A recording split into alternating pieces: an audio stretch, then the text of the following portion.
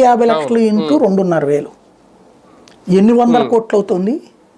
ఈ డబ్బులు నువ్వు 3 నెలల ముందు కాకుండా ఏ నెలకు ఆ నెల డాక్టర్లకు వేసేస్తే దన్నం పెట్టి చేస్తారు కదా వాళ్ళు పని, దన్నం పెట్టి చేస్తారు వాళ్ళు.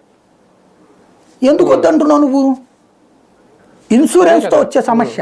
నేను 2009 10వ సంవత్సరం 2010లో నాకు జెమినీకి వెళ్ళినప్పుడు శాలరీ 1 lakh అనమాట.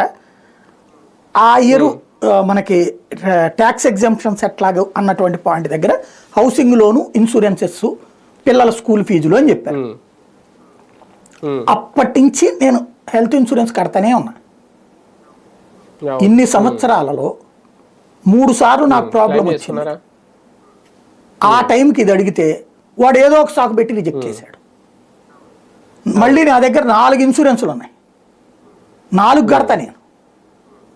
ఒక్క దాంట్లో క్లెయిమ్ కాల, ఏదో ఒక వంక పెడతాడు. నేను బెడ్ మీద పడుకున్నోడిని, నేను దానికి ఏం సమాధానం చెప్తే వెళ్ళి అడిగి వాడు ఏదో ఒక ఇది మీరు కట్టిన ఈ డబ్బుల్లో ఈ ఇన్సూరెన్స్ వర్తించదండి అంటాడు, ఈ ఆపరేషన్ ఉండదండి అంటాడు, ఇది ఉండదండి అంటాడు. ఒక్కసారి కూడానండి 4 సార్లు కొంచెం సిక్ అయింది, బెడ్ సిక్ అయింది. నేను మళ్ళీ నా క్రెడిట్ కార్డులతో కట్టుకున్నాను. నేను మా